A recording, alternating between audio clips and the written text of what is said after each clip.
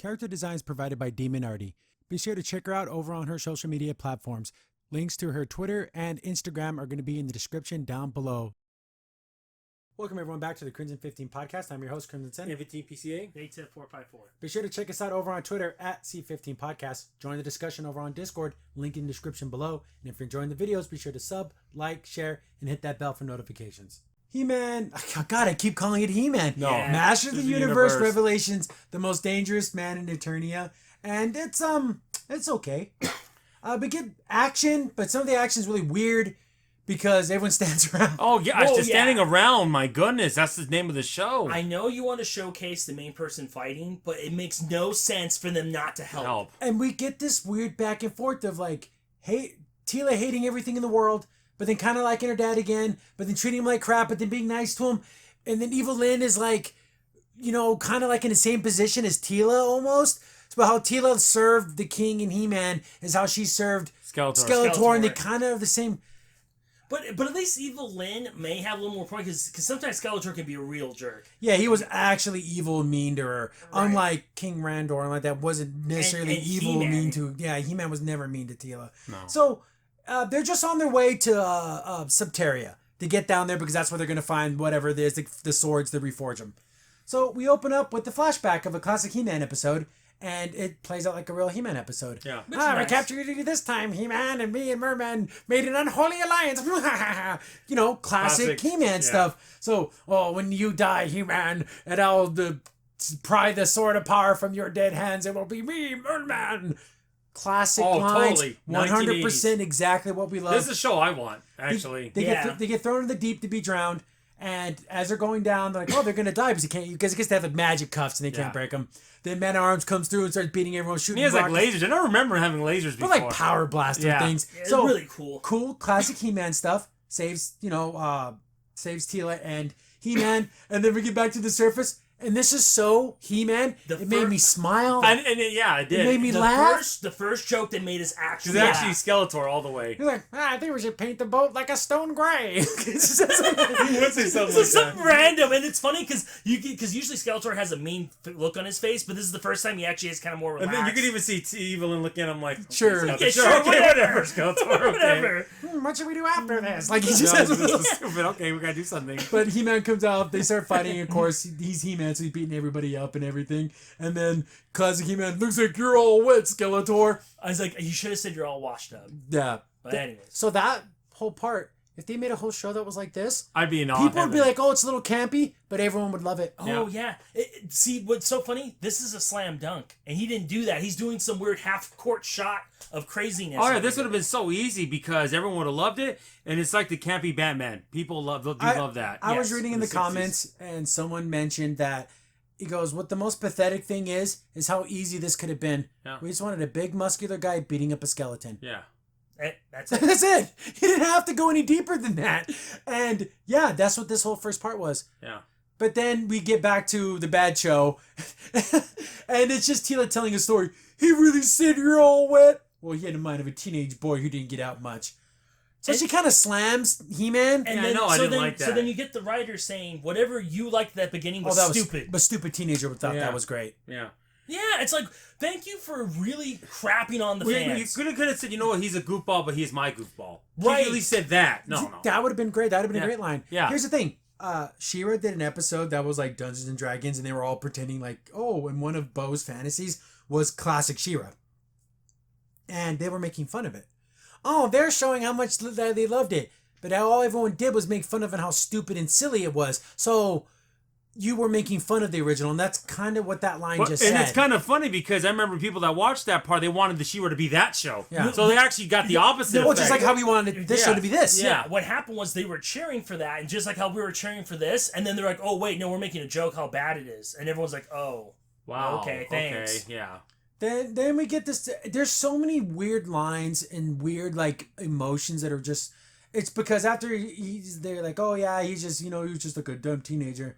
Even though it wasn't He-Man he needed to fear, but Man at Arms, now that's the one you need to look out for. Is she perving on my dad? It's so weird. It's like, well, a little bit. And the way you say it, Evil-Lyn, is like, do you want to hit on my dad? I mean, the most dangerous man. The way because her voice is just sultry to begin with. I told everyone in Snake Mountain to keep an eye on. Keep an eye out for Man at Arms, for he was the real danger. And I'm like, no, He-Man. It's weird. You know what she sounds like? She sounds like Catwoman in the Harley Quinn cartoon. That very sultry kind of. Yeah, all the time. Everything she says Everything is sexual. that's sexual, yeah. Pass the soup. It's all sultry. Yeah, you don't have to say it like that. Because, damn that man. The vapors. Yeah. Ooh, can we take a break, ladies? But then, like, the other girl, but I like Andor? Andy? I think Andy. Andy? Andy.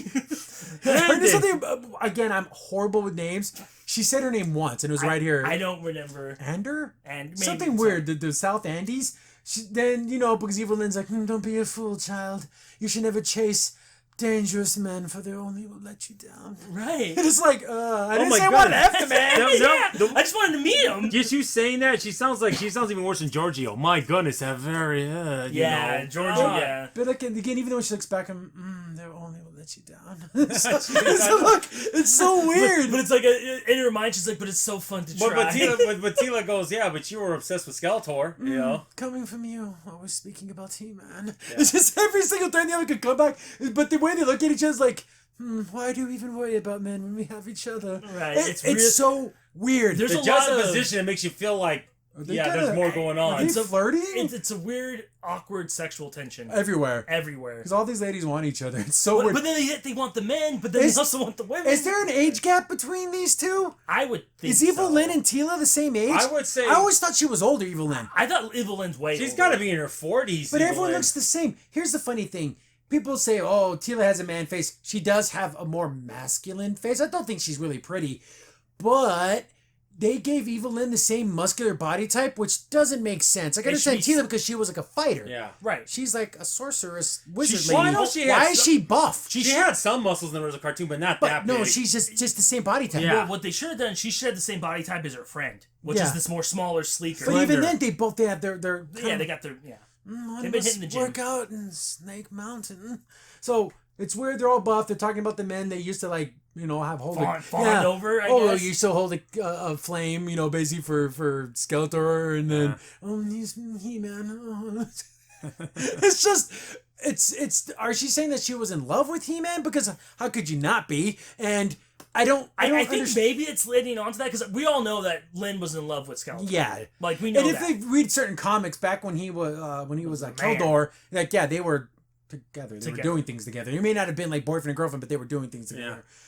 Then we get out of the forest and we get to the city that we saw in the trailer. So I guess there's only one magic fountain left.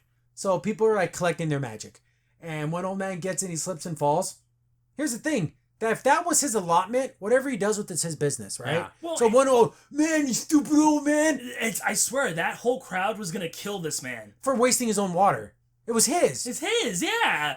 So that they're gonna let's beat his ass. Yeah, if he wanted to pour it just on the ground and look at everyone, wash his socks with it. Yeah, let him do it. It's his. Don't waste the water. No, she comes out of nowhere. But then we see, obviously, Jesus Christ, I mean the Man at Arms. This guy tries to beat him up, and of course he gets Man at Arms. It's so good, he just flips him over and does all that stuff.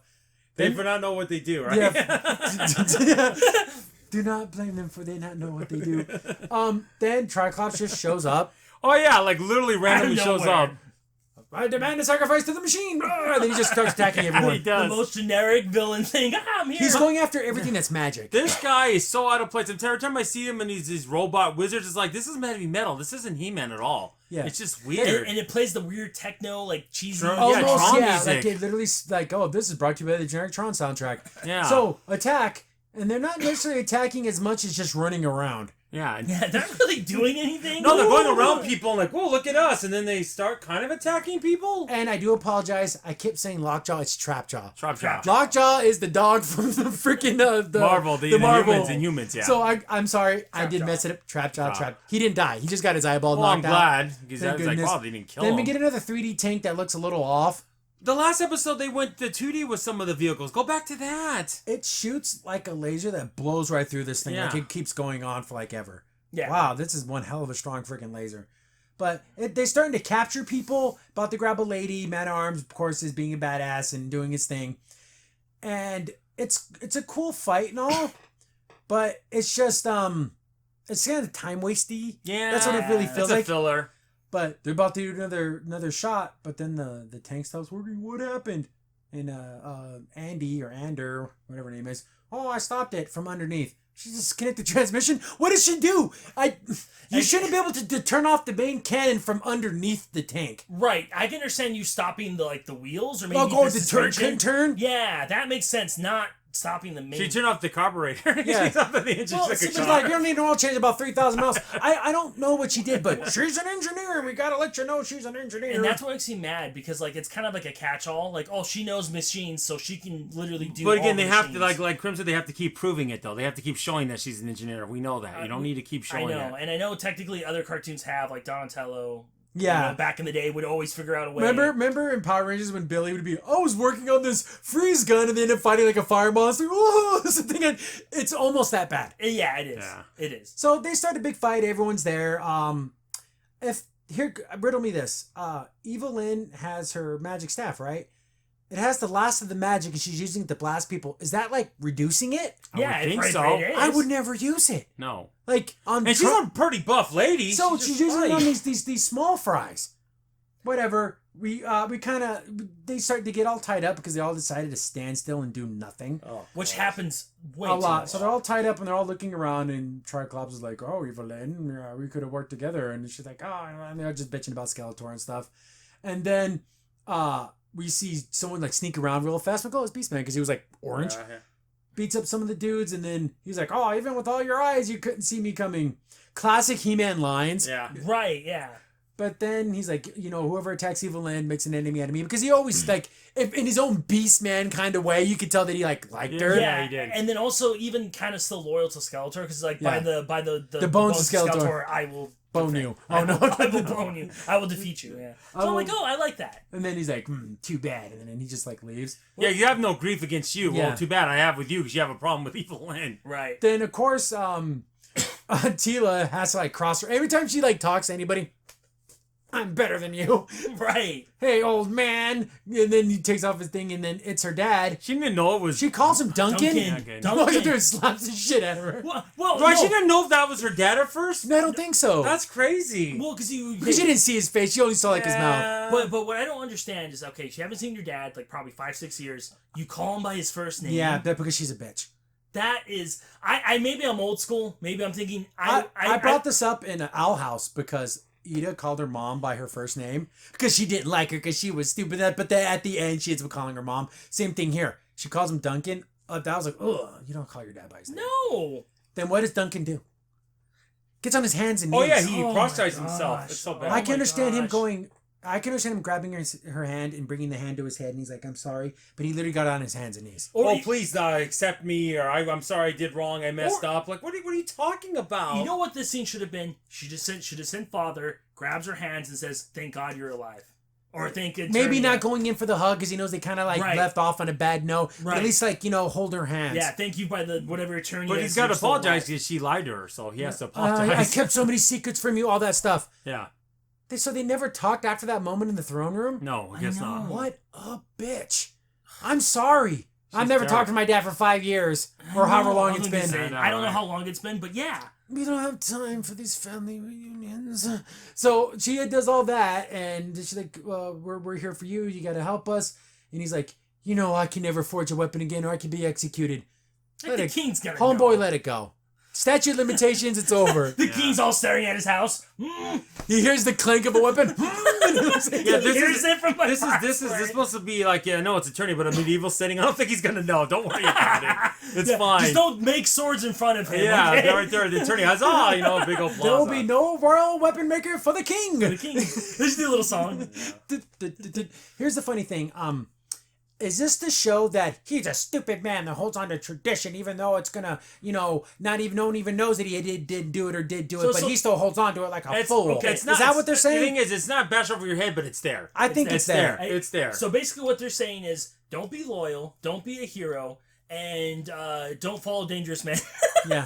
which is the big three, though. But the other two, yeah, seriously. Oh God, they'll let you down. No, but don't be honorable, and don't be a hero, and don't be loyal. But it's weird. But then they do. It's just so flippy floppy. It's so weird because then you have characters like Cringer in the last episode that was what and he was Orco originally. in this episode. Yeah, that's what I'm saying. I don't know. Weird mixed messages. Like they could be right from the '80s show, and they were just transported it's so here. Weird. It has a weird dual message. Yeah, so, it's muddled. He's like, you know what? Even if I did forge weapons and did all this stuff, I would like lose my honor. But if I don't get this water back, I'm gonna do something worse. I'm gonna lose a friend, which is awesome. Great line. Like he just said, I'd rather be ostracized from everything. I've lost all my honor and everything, but I'm not gonna lose a friend. And it's for Orco because he's sick and he's magical. Yeah. So as the magic dies, he's gonna die. So he's like in his little bed. He's like, oh, and then of course that's a little bit of magic that's in there. And he like kind of wakes up and he sees Tila. He's like, oh. Hey Tila, like he's trying to be like, he has a sweet little voice, and he's like, oh, you look so tired and sick. Not sick enough at least to do one spell. Oh, this place is too dark. It was like, it isn't much fun. But let's make a little sun, and he makes a little sun pop out. Yeah. But of course, all his magic always turns into rain in the clouds. Oh, I guess I'm still a little messed up, and you feel it's almost like a little cancer kid trying to do something. You're like, oh, buddy, don't try it. And Orco's my favorite character in He-Man. And it's just so sad to see him like this. Well, and also because throughout his whole life, he's always tried to like make people happy. So even though when he's dying and not feeling well, he's doing that. Well, it's so sad because he can't even go back to his home world because they don't have magic either because the magic's gone everywhere. So he gives him the water and he drinks. He's like, that's good stuff. So basically, it's like giving him his power, his meds. Yeah. So he feels a little bit better, but he's still all sick. And they're like, I feel sad for Orco because he's apologizing too. You know, about like, I used to go on adventures with you guys and I messed up a lot. And after Prince Adam died, and because they're like, oh, you're just the people that's you're just a buffoon. Well, I was the world buffoon, Yeah. But then, the guy got kicked out, so Randor kicked him out too because he didn't tell him about him. Yeah. So he got basically banished from the thing. He's like, and then He-Man died, and I didn't know what to do, and I thought it would get easier, and it hasn't. And so your heart's breaking for Orco because real remorse. And this is the weird dual message. Tila goes in for the hug. Well, thank you. But then she goes around and like it's weird. She's talked crap about He-Man and he just was a stupid kid. And then you hear someone literally crying over He-Man and she goes in for the hug to console him. What, Tila? What's going on in your head? It's I want my cake and eat it too. It's weird. The emotions don't make sense. It's all over the place. It needs to like. And why would you love someone like him, which is all magic? Don't you hate magic? Like, isn't that the whole problem? Exactly. I don't know. It's this weird kind of like I'm on both sides. Yeah. We don't have time for this. Let's get back to the mission. Randor and King and so like she doesn't care about all the crying stuff. Yeah. We need you man-at-arms to reforge the swords. I told you I could never do that. And Beastman's just hanging out.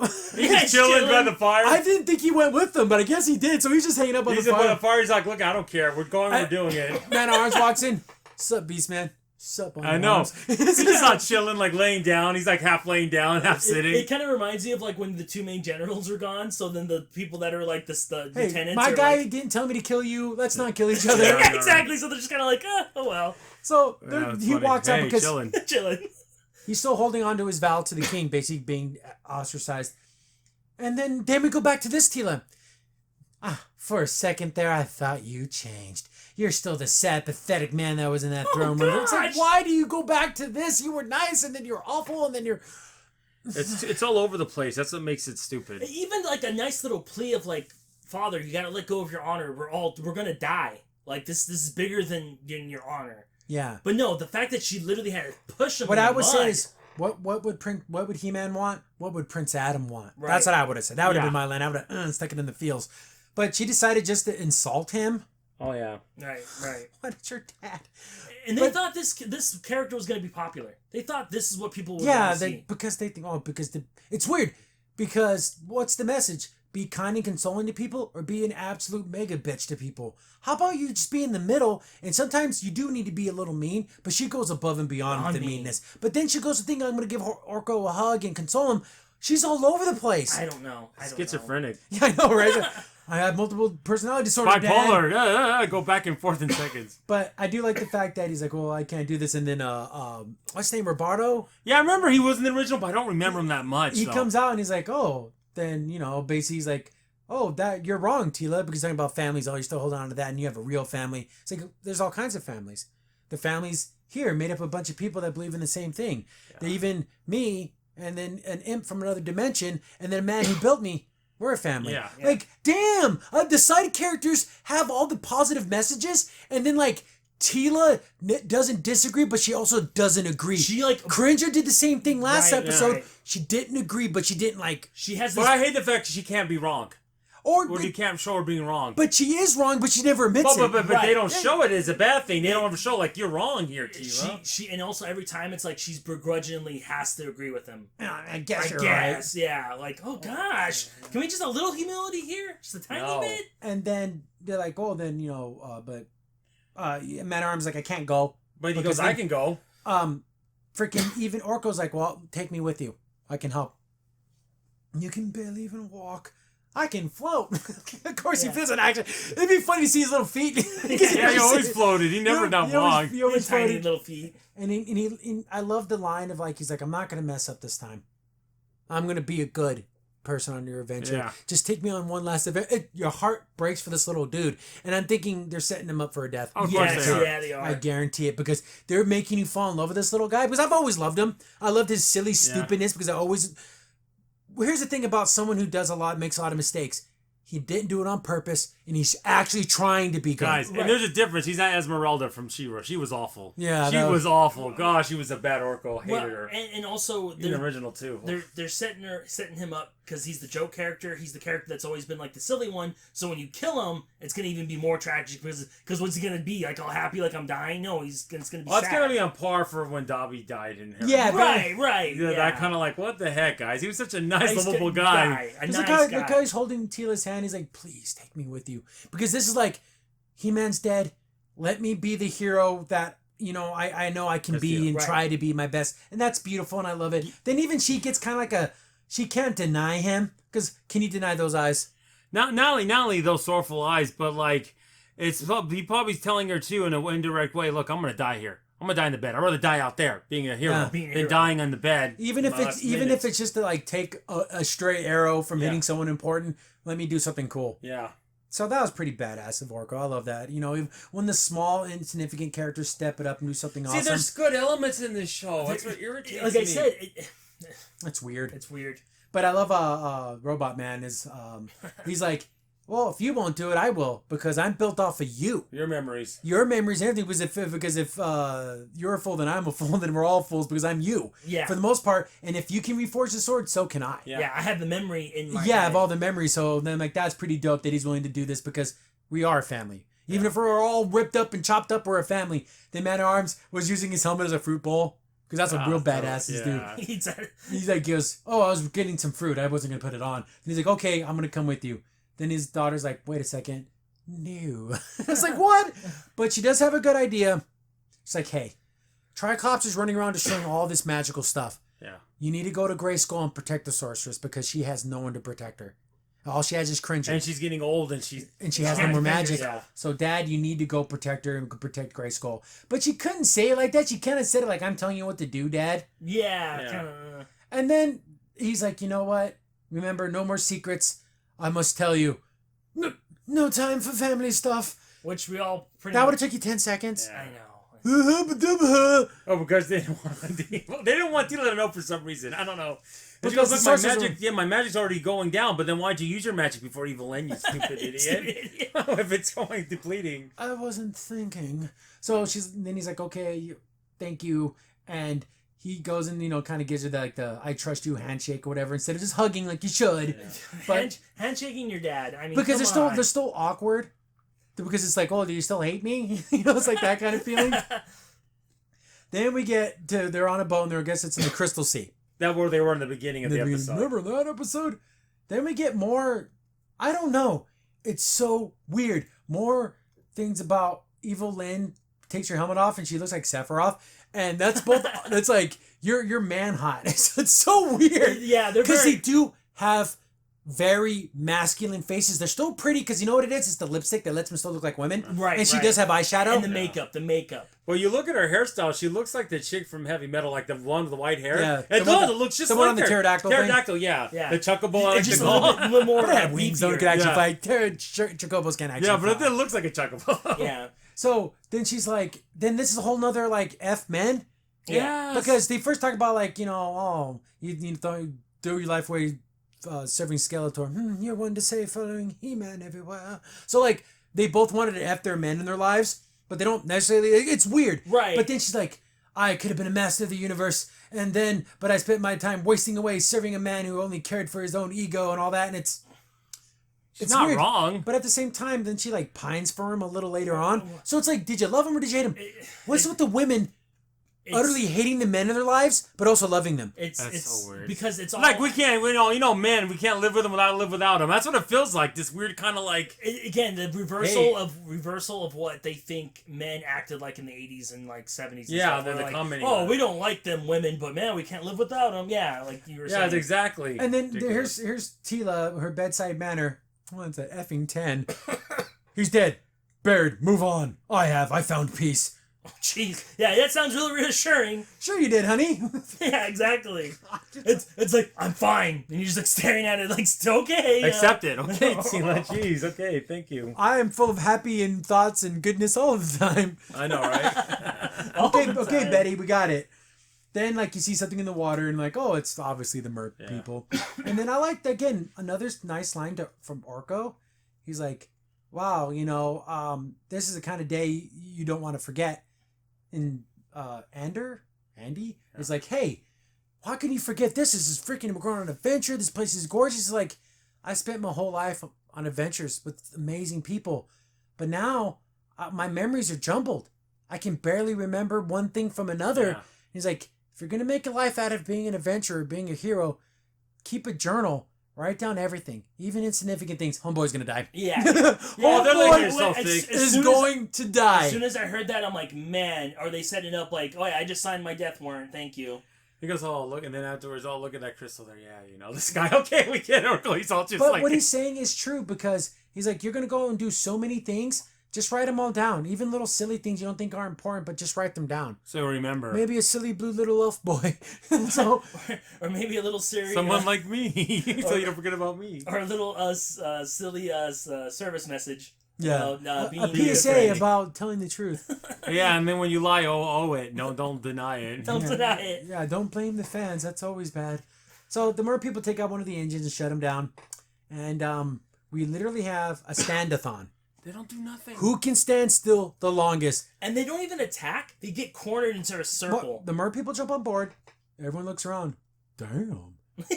Then nothing. They look around. Evil-Lyn looks around. Mer people surround them. This is literally like 3-4 minutes, guys. This is stand insane. around. They look around. Beastman kind of starts to attack, but everyone else stands around. They get all tied up, and then the main merman goes on board. His eyeballs all jacked up. And I guess he offered like Evil-Lyn like a partnership when everything went down. Yeah. He's like, with Skeletor out of the way, He-Man out of the way, I could have rolled the seas, you could have rolled the land, we could have done this together, but you forgot about Merman. So, was there an attempt at an alliance? Or did they just not talk? It's weird. I don't think Evil-Lyn even talked to him. I don't think she even considered it. Like, it's kind of crazy. Because quite frankly, I forgot you existed. Because she didn't say that. It makes sense because she was talking about she could have been a master of the universe. Well, that's your ticket to do that. Or you know what? She probably got tired of teaming up. Maybe. Again, I don't know. But again, everyone stood around and did nothing. No. Yeah. Circle. Man-at-Arms like, remember you told me not to come? I lied. So he showed up in his jet ski and being awesome. It's really badass. And he's flipping around and blasting dudes and shooting missiles. Do something, guys. And then little Tila's looking like, cool. Yeah, no one's doing more nothing. Fighting, more punching and kicking and knocking people around. And everyone's just like standing there. Cool. No one's doing like even did like a cool Scorpion get over here on the guy's head. Like, oh wow. Yeah, he gets two guys smashing together. I like how it keeps cutting to everyone else on board, and they're literally standing there doing nothing. Yeah. I guess because Man-at-Arms like just had it done. He throws him into Beastman, and Beastman puts him like in a chokehold. Would you like me to fillet this fish, my lady? And she's like, no, his master, don't kill him yet because we can still use him. Then they start talking. It's weird how it was like now they kidnapped him, And they're like, basically, you're going to take us to where they get down to Eternia because they blew up the engine, so they need someone to take them. And if you do this, we'll let you go. Yeah. Oh, okay, begrudgingly does it. They get over there, uses wave powers to push them to the island. They let him go, and then the sea never forgets. Thing I miss his original voice. He had a gargle voice. Like he would say it like that, but now it's like a regular kind of like groggly, like evil guy voice. They let him go. They get to the island, and then Tila goes to being good. Right. He's like, hey, I'm gonna go back. You know, I knew how to get you here first. Like he knew that he had to come and help her. Right. Then he's like gonna go shake her hand again, and she goes in for the hug. Thank you, Dad. Thank you. That should have happened at the very beginning of the episode. As soon as she saw her father. But then we got the line saying, well, he was really fishy. Her friend said then, that. then after the big hug and everything, and then the dad goes back, we get, he cries because that's his daughter. He loves her. But look at this. Good hug. She digs into his shoulder. That's a good family father-daughter hug. I love it. He goes off, and look how almost remorseful she looks, and she wipes her tears away. Then she has to go back to being a badass. It goes from this to this. Okay, I'm badass again. No, she's bipolar. I'm convinced of it. I thought for sure Evil-Lyn was going to make fun of him. Still a daddy's girl, aren't you? I thought she was going to say something like that. No, she didn't. She should have. She should have. Maybe I can be his little girl too. So they're still standing there because they're like, whoa, I think I'm fishy. I know, bad. Bad. That's why Duncan left. That's why Duncan's like, God, I can't be part of any of this. So yeah, the fishy line was so stupid. Yeah, it was. But that's like a callback to the original show, but everyone thinks it's stupid, so we're supposed to think it's stupid. Yeah. Whatever. But when it's different, when a new character does it, it's just dumb. But when a classic character does it, it doesn't bother me as much. They get to the island, there's the giant obelisk from 2001's there. Yeah, I know. And there's like a skeleton guy sitting there. She puts the pauldron from Skeletor's staff on its head. And here's another stupid thing. Nothing happens. She turns and looks at Tila, and then Tila goes, but she does the whole like shoulder shrug. Then it opens up like, what? What was the point of that? What was the point of that? So it opens up the thing, and there's a big hole in the ground. Then Tila's like, even though all of you guys came here with me, you don't have to follow me if you don't want to. Bitch, we're already here. Yeah, we're gonna leave you there, Tila, to go die, okay? Because I guess it shows your nightmares. Yeah, because nothing but evil down there. Yeah, so I'm sitting there thinking... It's like Black Friday at Walmart. Yeah, I'm gonna go wait in the boat. I came all this way to just hang out with Merman now. Yeah. You guys want to hang? Come on, boys. So yeah, that was stupid. Then even Orco's like, he steps up first, and I'll go. And then you're a fool. But then she goes too. But remember all that crap talking she was doing for Skeletor? She like goes back and like grabs the skull thingy, the pauldron, and brings it back with her and puts it in the bag way too small for it to carry. It's a bag of holding. Yeah. There's a pocket dimension in there. She turned into a small little skull. Then they walk down there, and that's the end. But then the thing closes behind them. Oh yeah. But so like it's like, oh, the door shut behind you. Exactly, the classic trope. But yeah, then like I said, there's that weird thing. Like, is it more important, that skull, or is it sentimental? How can they get out of there now? That's what I was wondering. Who knows? Again, this episode had good moments. Tila's all over the place. It's literally completely all over the place. It's too schizophrenic for me. I don't like it. Bipolar at the very least. And the mixed messages we're getting here are not good. I know the show is technically not for like little kids, I don't think. But what am I supposed to think as an audience? Is being a hero good or bad? Right. I can't tell. Or is it one of those weird things where like you make up your own, like come to your own conclusions. Yeah, what do you think, audience? Guess what? It still makes it bad because it's still crap in there. That's the problem. This is a weird one. Again, the episode just went by really fast because all the action kind of like ate up all the time. It just, but I don't know. And people were saying the second half's about Evil-Lyn, and after hearing that whole thing about I could have been a master of the universe, I can believe it. Oh yeah. Because that's what we wanted when we heard that He-Man was coming back, the Evil-Lyn and Tila show. That's what we wanted. So dumb. Bipolar Tila and Evil-Lyn being the true mega villain and not Skeletor. I know. Dumb. Whatever. I don't know. We're getting on a flashback the next episode. Don't worry of He-Man. So yeah, we'll keep getting that. That's how He-Man's in every episode because of flashbacks. Gosh, man. That's the biggest effing lie in the world. That's in here. Thanks for watching the video. Remember, you can contact us on any of the social media platforms in the description down below. And while you're here, be sure to click on one of the videos over on the right.